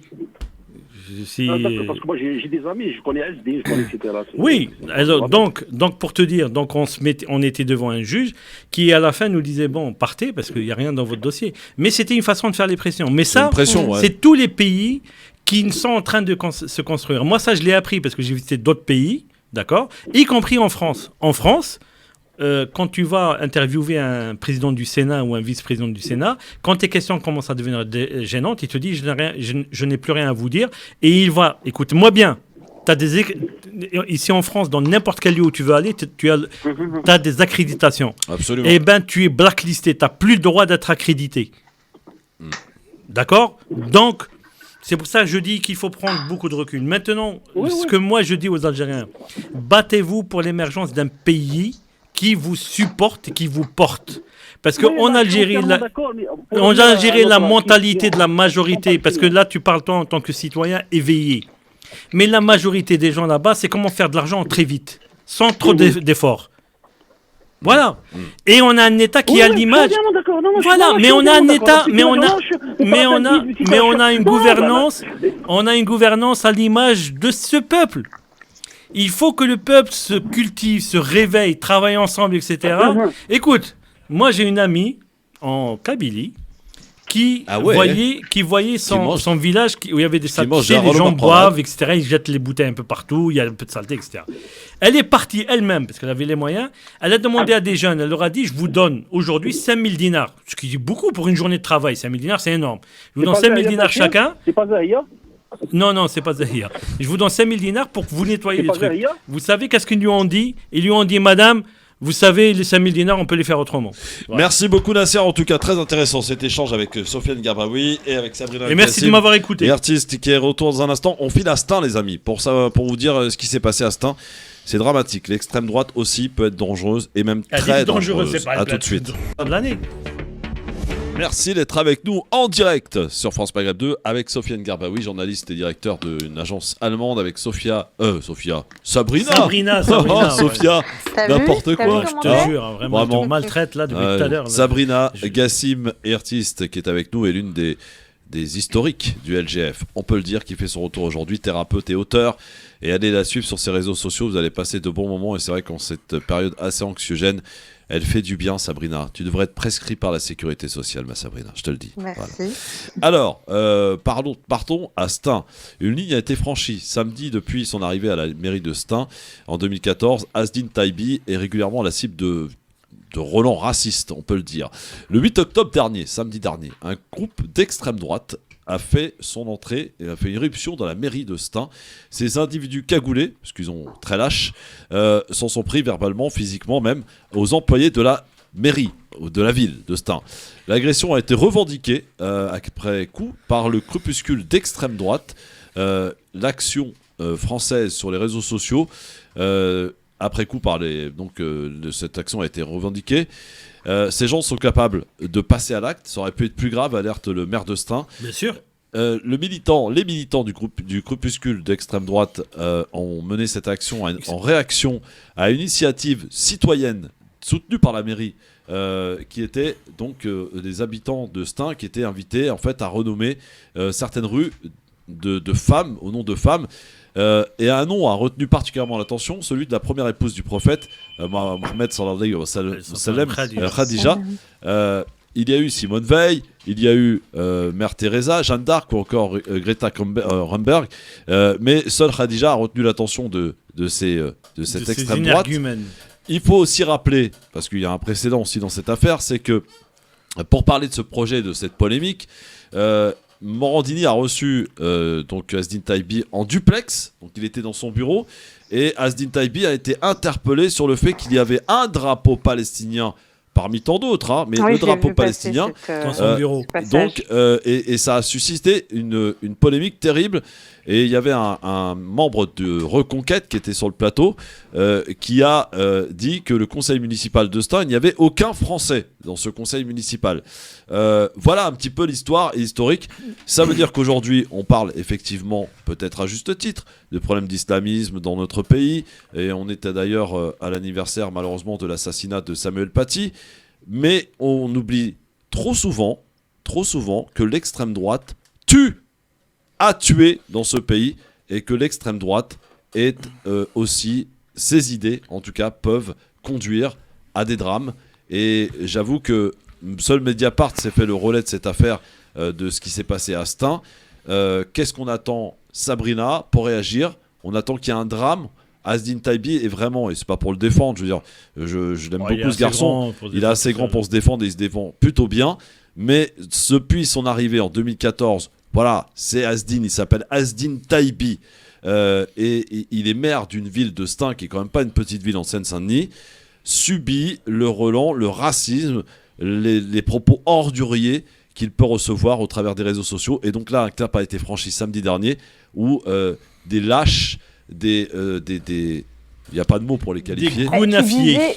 Oui, alors Sabrina. Tu disais, est-ce qu'il faut attendre un drame? Mais permets-moi de te dire que le drame c'est pas le meurtre. Hein. On n'a pas besoin d'attendre un meurtre pour dire qu'on est dans le drame. C'est dramatique déjà d'arriver à ce stade, au-delà de la déferlance de haine sur les réseaux sociaux, comme on a pu le voir de sa part. Envers lui, pardon. Là aujourd'hui, il y a vraiment l'action, c'est-à-dire là, on passe, comme tu l'as dit, un nouveau cap. Oui. Là, à un moment donné, on est déjà dans le drame. Ils sont quand même 15, ils sont cagoulés, ils rentrent dans la cour. Ça part quand même très très loin. Tout ça à cause de quoi? La question qu'on peut poser, c'est un prénom et ce qu'ils considèrent eux. Hein, j'utilise chaque mot est bien pensé, ce que eux considèrent être une idéologie de grand remplacement, l'islamisation de la France, etc. À un moment donné, il y a un fantasme tel qu'on est déjà dans le drame, en fait. C'est extrêmement grave d'en arriver là et on ne doit pas attendre plus. On ne va pas attendre pire, en fait. C'est déjà très grave. C'est déjà très grave. Il s'agit quand même d'une mairie. Il s'agit d'un maire qui s'appelle Azdine ou Mamadou ou Jean-François. C'est un maire. Qu'il soit de droite, de gauche ou peu importe, ça reste un maire. Avec tout l'univers qu'une mairie et le respect qu'on doit un petit peu à la République. Bien sûr, c'est un bâtiment de la République. On va où? Oui, Sofiane. Alors, moi, le premier point que je vais soulever, je n'ai pas entendu le ministre de l'Intérieur condamner ou réagir. Absolument, tu as raison. D'accord. Ouais. Chaque fois qu'un maire a été, dans beaucoup de mairies, a été agressé, maltraité, insulté ou n'importe, on a toujours entendu Monsieur Moussa intervenir sur toutes les ondes en disant que c'est une atteinte à la République. Bon, voilà. A priori, quand c'est Azdine Taibi, c'est pas une atteinte à la République. Bon. Ça relève apparemment pas assez de la République. Est-ce qu'on n'est pas assez Alors, à l'image de la République? Ça, c'est quand même outrage comme ça. Oui, mais ça c'est le premier point. Je répondrai à ces idiots parce que moi j'appelle ça des idiots. Mais pas utile, hein. Non, pas utile. C'est pour ça que je dis. Il y a les idiots utiles, mais là, ceux-là, non. Non, ceux-là, ils n'ont aucune utilité. Je ne me permettrai pas de dire le fond de ma pensée parce qu'elle risque de choquer certains. À ces idiots, que s'ils sont maires, s'ils sont adjoints au maire, etc., c'est qu'ils ont été élus parce qu'ils sont français. Hein. Jusqu'à preuve du contraire, on ne vote pas pour des étrangers maghrébins qui ont la nationalité algérienne ou marocaine ou turque ou grecque ou américaine, d'accord, en tant que maire. Donc il y a quand même, c'est des Français. Maintenant, je dirais un troisième point. Ces gens-là, comme dirait Jacques Brel, avec tout le dédain qu'on peut avoir pour pareil énergumène, la taille de leurs neurones ne correspond pas à la taille de ce pays. Ce pays, la France, la France d'abord est une idée. D'accord, c'est la Révolution française, c'est parti d'une idée on peut changer le monde. Et on appelait ça la Révolution française. La Révolution française partait sur un principe, c'est que c'est l'homme qui fait ses choix, qui permet à la destinée de se forger par rapport à une décision qui est prise en commun. Ces gens-là, comme ils sont petits dans leur cerveau, ils pensent que la taille de la France, elle est petite. Mais la France, elle est beaucoup plus grande qu'eux. La République, elle est beaucoup plus grande d'eux. Par contre, il faut être très vigilant, parce que ces ligues, d'accord, les ligues fascistes ont existé. 1930, 1931, 32, 36, la collaboration, etc., c'est ces gens-là qui l'ont fait. Les Maghrébins, les Bougnouls, comme ils les appellent, etc., ils étaient en train de se faire canarder par le nazisme. C'est pas leur grand-père. Leur grand-père, ils étaient en train de collaborer. Donc, je pense qu'il faut quand même un moment, il faut dire stop. Et moi, j'appelle un sursaut citoyen. C'est-à-dire que les gens, quelle que soit leur direction politique, je ne parle pas des extrêmes, bien sûr, doivent se soulever. Parce que quand un Ciotti se permet de dire « Oui, la France est envahie par l'islamisme », quel islamisme? Il y a combien de musulmans en France, monsieur Ciotti? Il le sait? Combien on nous parle de Samuel Paty, pour qui on rend hommage aujourd'hui, pour qui on a une pensée pour sa famille. Ce monsieur-là, il a été tué par qui? Par un idiot comme les mêmes idiots qui ont pénétré dans le Bataclan, les mêmes idiots qui sont rentrés dans la mairie de Stein. C'est les mêmes idiots. Ils sont utiles entre eux.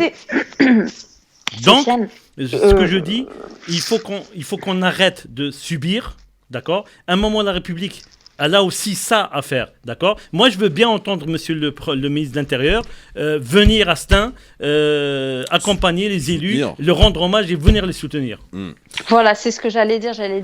La double peine, en fait, c'est aussi de voir ce manque, cette prise de position et ce manque qui est complètement attendu et légitime de la part, en fait, du gouvernement par rapport à... De l'État.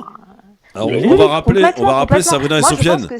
On va rappeler quand même que le groupe Action, je sais pas quoi là. Action française, voilà, n'est pas la seule.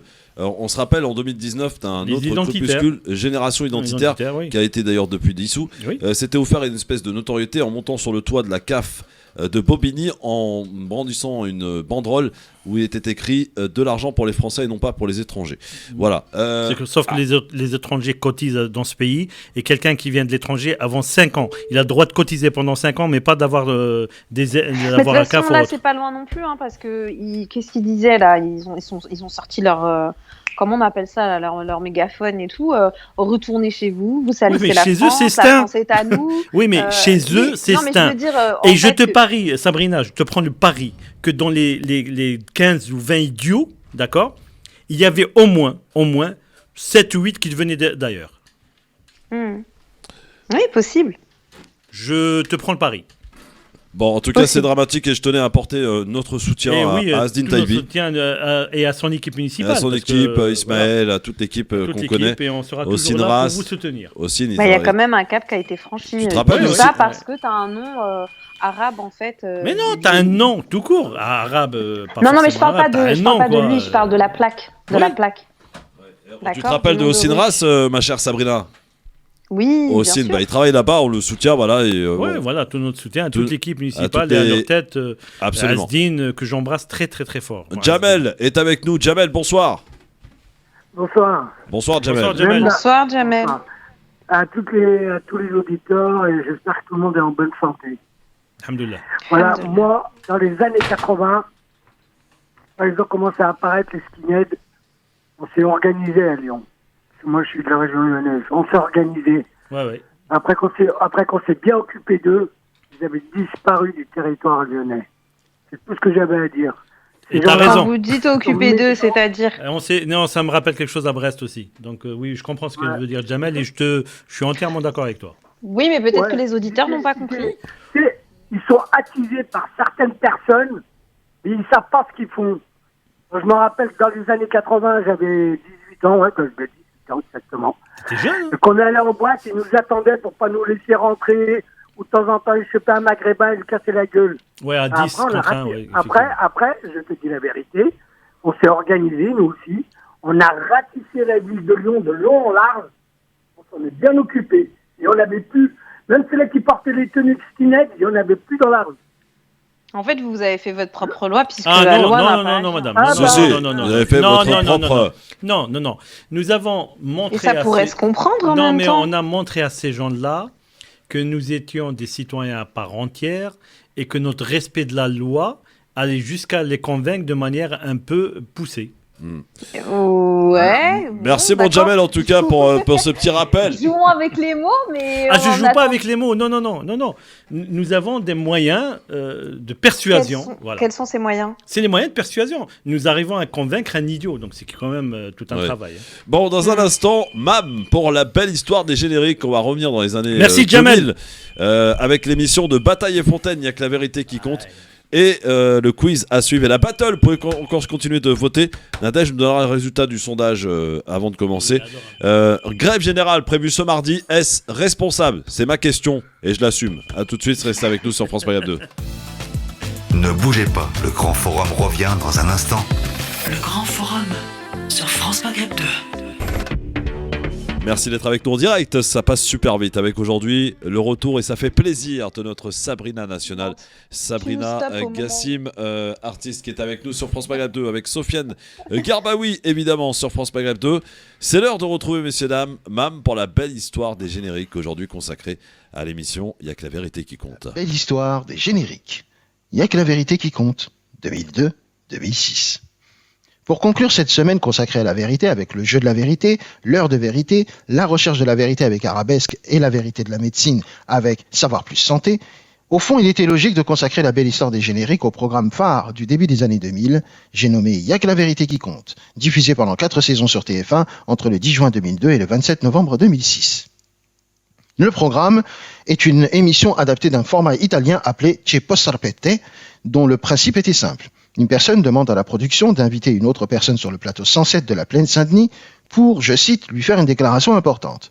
Avant d'arriver sur le plateau, l'invité n'a aucune idée de la raison de son invitation, ni de la personne qui souhaite lui parler.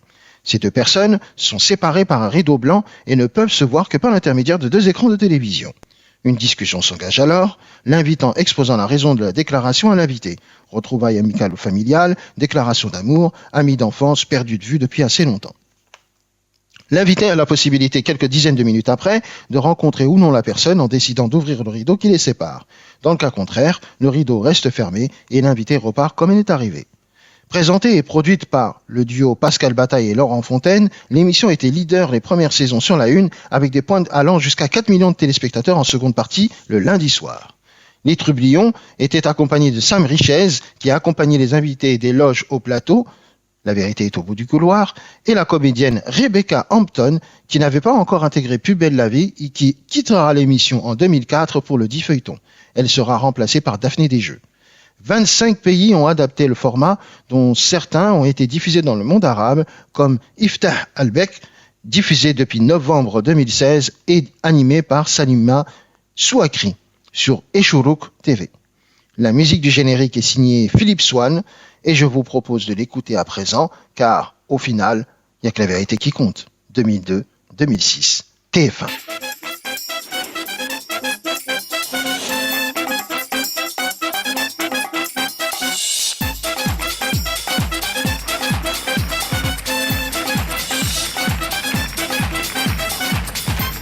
Bon, il n'y a pas de rideau entre Sabrina et Sofiane, donc tout va bien aujourd'hui. Parfait, merci beaucoup Mam pour évidemment nous avoir fait revisiter cette émission qui marchait très bien à l'époque, et 4 millions de téléspectateurs. Il y a beaucoup de chaînes aujourd'hui qui en rêvent de faire 4 millions de téléspectateurs en deuxième partie de soirée. Je peux vous dire que voilà, ça fait rêver plein de monde. Ouais, et puis ça a été remis au bout du jour sur les réseaux sociaux. Je ne sais pas si tu les as vus, ils se font interviewer un petit peu dans des petites plateformes, enfin des petites, des petites, j'ai plus le nom. Enfin bref, il y a des réseaux qui les invitent, exactement. Et ça tourne beaucoup. En fait, ils reprennent des petits passages de l'émission. Là, ça fait une petite année que c'est comme ça, et ça cartonne, principalement sur Facebook, ça cartonne, et sur TikTok. Ça démontre quoi? Que le voyeurisme a de beaux restes devant lui. Ouais, mais toi, t'es un réac, Sofiane. T'es un vieux, pas un réac. Toi, ça y est. Ouais, mais tu vois, t'es plus tendance, mon vieux. Ça existe depuis des années, Oui, mais c'est pas. Et ça marche de ouf. Oui, mais le voyeurisme. Non, mais sauf qu'avant, le voyeurisme, c'était la voisine qui regardait à travers son rideau. Aujourd'hui, on le met à la télé. Oui, bah oui, voilà. Oui, mais ce que je veux dire, c'est qu'aujourd'hui, ça veut pas dire que c'est bien. Les réalités, elles sont pas. Ça cartonne pas autant que cette émission. Je pense que cette émission, il y avait une forme d'authenticité qu'on ne retrouve pas. Oui, parce que. Ça rejoint ce que tu dis. Oui, voilà. Allez, c'est parti pour le quiz. Ça fait le quiz. Le quiz avec mes petites questions, ce qui permet un peu de voir si vous avez bien révisé un petit peu l'actualité. La justice administrative française a enjoint mercredi dernier à la région Hauts-de-France de verser plus de 500 000 € à quelle structure? Au lycée Averroès de Lille. Absolument, belle victoire. En fait, c'est toutes les subventions. Ah, mais il va tout gagner, je te le dis tout de suite. 500 000 €. Non, parce qu'il y a quelqu'un qui m'a donné l'information. 500 000 € qui ont été bloqués et qui vont être versés. Non, mais c'est bien ça. Voilà. C'est bien. Hein. Belle victoire en tout cas pour le lycée. Une nouvelle victoire, j'ai envie de dire, pour le lycée Averroès. Non, parce que l'autre, il fait appel contre appel. Il est là, il veut aller à l'Europe. Oui, bah, il peut aller où il veut maintenant, c'est bon. 500 000 € qu'ils avaient bloqués, ils vont pouvoir les récupérer. C'est ce qu'on a décidé ainsi la justice. Quel pays du Maghreb a été élu mardi... Algérie. Non. Ah non. Mardi 11 octobre à New York membre du Conseil des droits de l'homme des Nations Unies, monsieur. Ce n'est pas l'Algérie. C'est l'Algérie. Pour la période 2023-2025. Ah, c'est la Tunisie alors. Non, et à l'écrasante majorité, nous dit-on, dès le premier tour. Ah, je vois pas. Bah, c'est le Maroc. Bah oui, j'allais dire de toute façon. Bah parce oui. que le Maroc, on n'a pas d'Algérie et de la Tunisie. Bah oui, voilà, c'est le Maroc. Voilà, monsieur. T'es sûr? Ah, certain même. Tu peux vérifier, il n'y a pas de problème. Tu sais que toutes mes questions sont vérifiées par l'huissier de justice. Moi, je vérifie. Quel pays du Maghreb connaît également une pénurie au carburant? Le Maroc. Non. La Tunisie. La Tunisie, absolument. C'est la galère totale pour les Tunisiens pour trouver de l'essence. C'est la galère. Demande à nos cousins tunisiens, tu vas voir. Ah, les cousins tunisiens, ils prennent pas souvent la voiture que ça. Ouais, tiens, il y a plein de voitures. Non, mais avec Sofiane, j'ai remarqué, rien n'est jamais grave. Oui, c'est ça. L'essence, honnêtement, l'essence, c'est pas grave. Dans le lycée On peut de s'en passer. quelle ville française 14 adolescents ont été placés en garde à vue. Nanterre. Ah, punaise, je laisse. Nanterre, c'est ma ville. Tu peux pas me battre. Et on a reçu hier, on en a Sabrina parlé d'ailleurs Sebahi. hier, Sabrina Sebahi, la députée de Nanterre. Dernière question, la mairie de quelle grande ville va demander l'interdiction des publicités lumineuses dans ses rues la nuit à partir du 1er décembre? C'est pas Paris, ça? C'est Paris. Bonne réponse, Sabrina. Effectivement. Je les attendais au tournant sur Ouais, ce truc-là. Tu sais, avec le chauffage et l'économie, je les attendais au tournant pour les fêtes les luminaires de Noël. Ouais, c'est l'île d'Algo. Ouais, je rappelle qu'hier, on avait une question sur les agents qui ne sont pas au contact au public à Paris pourront être accompagnés et garder leur animal de compagnie. Je vous jure que c'est vrai. C'est gentil. C'est mignon, hein? C'est mignon. Allez, dans un instant, la battle. Grève générale, messieurs, dames. Préparez-vous. Grève générale, blocage total, mais au fond, est-ce responsable? On en parle. Ne bougez pas, le Grand Forum revient dans un instant. Le Grand Forum sur France Maghreb 2.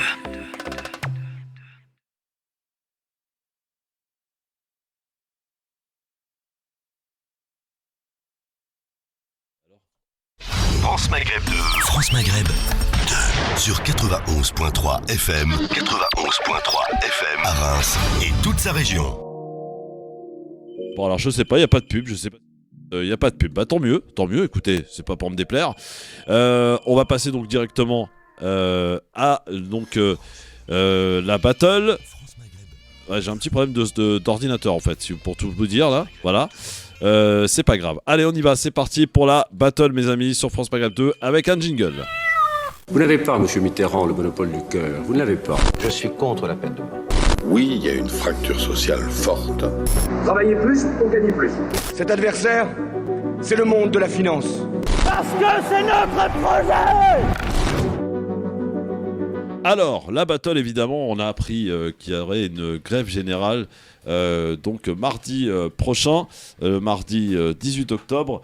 Et on peut se demander, au vu du contexte actuel, est-ce que c'est vraiment responsable que d'organiser une grève générale en ce moment? Est-ce qu'on tente d'aller vers un apaisement ou un durcissement? D'ailleurs, les renseignements ont une certaine crainte quant à une contagion du mouvement des raffineries. Du coup, Sabrina, est-ce que c'est responsable de faire grève en ce moment? Une grève générale. Pour répondre à ta question, je vais parler de 3 points. Les droits de grève, d'accord? Il y a des restrictions qui peuvent être apportées aux droits de grève dans 3 cas. Et ça va répondre à ta question. 1. En cas d'atteinte à l'ordre public. En cas de nécessité absolue d'assurer le respect du service minimum. Et enfin, en cas de nécessité absolue d'assurer la sécurité.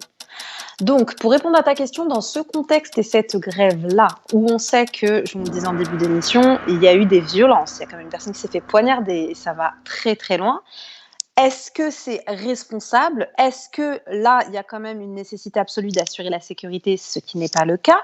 Est-ce qu'il y a vraiment la nécessité également, comme je le disais aussi, d'assurer le respect du service minimum? Est-ce le cas? On peut aussi se poser la question.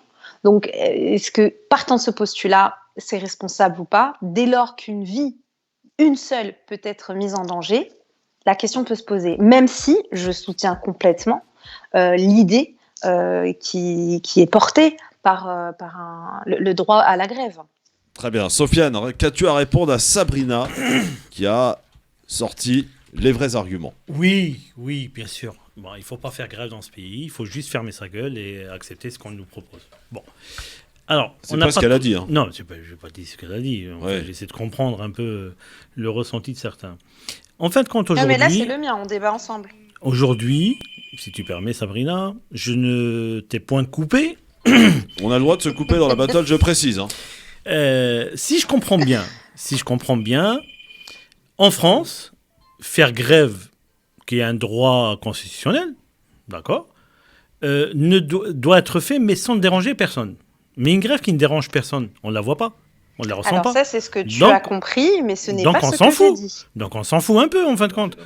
Comme on est dans une société de plus en plus égoïste, eh ben, effectivement, il faut que les gens ressentent individuellement les inconvénients d'une grève pour que le patronat, et en l'occurrence là, c'est plutôt les pétroliers, le patronat pétrolier, puisse se rendre compte que ça peut foutre la merde. Maintenant, ce que tu disais par rapport à les services spéciaux, je sais pas, les renseignements généraux qui parlaient d'une contagion. Mais le pays est au bord du gouffre social.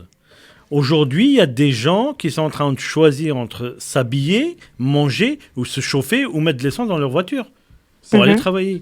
Donc oui, Sabrina, tu donc peux répondre. Hein. La grève, oui. Si on ne la fait pas de cette façon aussi brutale, et c'est vrai que ça dérange. Mais si elle ne dérange pas, c'est plus une grève. Non, alors déjà. Parce qu'on n'a pas un patronat intelligent qui discute. Nous n'avons pas dit que la grève, effectivement, comme tu l'as très bien dit, c'est un droit. Nous n'avons pas dit qu'il n'était pas question de faire appel à ce droit. Nous sommes en train de dire, tu dis, et puis tu l'as beaucoup dit depuis le début de l'émission, et notamment là, aujourd'hui, tu dis, oui, on est trop individualiste, on est trop égoïste, etc. On nous pousse à cela, on fédère plus, etc. Ok. Mais moi j'ai une question et je ne le prends pas personnellement. Ah si, je le prends personnellement. Alors prends-le personnellement dans ce cas-là. Dès lors que tu me dis, voilà, c'est trop égoïste, il faut plus, on est obligé en gros de bousculer un petit peu le peuple pour qu'ensuite le patronat derrière se rende compte. Bon déjà ça moi j'adhère pas du tout parce que je peux dire que le patronat il dort très bien la nuit. Mais ça on peut encore en revenir dessus. Là ma question c'est mais si dans la société il y a des troubles, le patronat il dort pas tranquille. Hein. Les droits sociaux on les a acquis. Oui, mais Sabrina, les droits sociaux on les a acquis grâce à des batailles menées dans la rue, pas dans les bureaux. Pas que, et tu le sais, pas que. 1936, il y a eu 20 morts pour les congés payés. Alors attends, écoute, c'est le discours qu'on utilise pour faire valoir certaines grèves. Je ne suis pas contre la grève, encore une fois, comme je l'ai dit.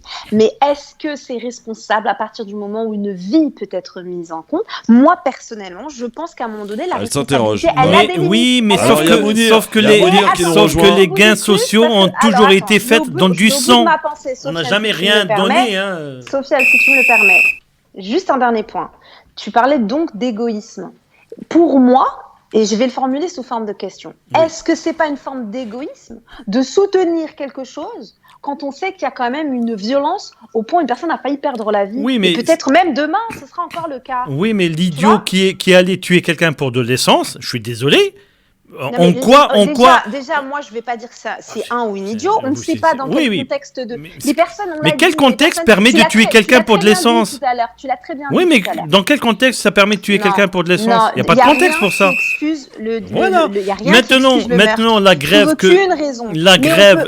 qui est menée, les gens utilisent leurs moyens de persuasion. Alors, il y a Mounir qui souhaite peut-être jouer les arbitres aussi, parce que les auditeurs peuvent jouer les arbitres au 01 40 33 9000. Bel échange. Mounir, bonsoir. Bonsoir Mounir. Oui, bonsoir Christophe, bonsoir à tous les invités et à tous les auditeurs qui nous écoutent. Écoute Christophe, moi je vais te dire, je suis ancien chef d'entreprise et je tiens à dire malgré tout que je donne vraiment, mais totalement mon soutien à tous les grévistes aujourd'hui parce que ces gens-là, ils défendent effectivement leur pouvoir d'achat, ils défendent leur salaire. Mais en même temps, au-delà de ça, il faut pas que les Français soient, on va dire, égoïstes et ne pensent qu'à leur personne. Il faut penser en point de vue global et général. Je rappelle juste les anciens qui se sont battus pour pouvoir qu'aujourd'hui on jouisse des congés payés, de la sécurité sociale, etc. Ces gens-là, il faut penser à eux. C'est un peu une occasion, je dis bien une occasion. Mais ça s'est fait dans le sang. Si je peux terminer, s'il vous plaît. Le problème, c'est qu'aujourd'hui, on voit bien, les gens sont trop, et ça, on se rejoint tous là-dessus. Moi, je suis pas contre l'idée qui est exposée là, qu'on s'entende bien. Vas-y, Samir, vas-y. Écoutez, très rapidement, parce que j'ai pas beaucoup de temps. Moi, j'ai attendu plus de 2 heures pour mettre du gasoil. J'ai été embêté comme tout le monde, mais je prends ma patience et je comprends ces gens-là. Et j'ai envie de dire que vraiment, c'est une occasion, mais rarissime, pour que toutes les organisations s'unissent et effectivement manifestent là la semaine prochaine, parce que il faut pas oublier, au-delà de l'essence, il y a les retraites qui vont nous tomber sur la tête, il y a la réforme du chômage, je pense bien sûr aux chômeurs, etc., etc. Et je pense que le gouvernement a été vraiment, mais trop loin, et il faut vraiment, vraiment que les Français maintenant agissent, parce que c'est dans l'intérêt, je dis bien, l'intérêt général de tous les Français. Merci Mounir pour avoir joué ou tenté de jouer un petit peu les arbitres. Il faut essayer d'innover et que la grève aujourd'hui, la grève générale qui va y avoir marche, mardi, il y a déjà eu. Oui, mais ça marche. Mais regarde, Total est revenu aux discussions alors qu'au départ il disait c'est 3%. Non, mais il a dit oui, mais au départ ils ont dit 3% et ça sera pas autrement. Ils ont dit 3%, c'est pas la même chose. À un moment donné. Bah oui, ben voilà. Ça montre que la grève, ça marche. Alors. Oui et non. C'est fini pour cette battle. 80% sont ou trouvent que cette grève générale est responsable. 20% ne la jugent pas responsable. Voilà. Merci beaucoup à tous les deux. Vous avez fait une très bonne battle. Je tiens à rectifier une information parce qu'il y a beaucoup d'auditeurs qui m'interpellent depuis tout à l'heure concernant une question du quiz. Sur le Conseil des droits de l'homme.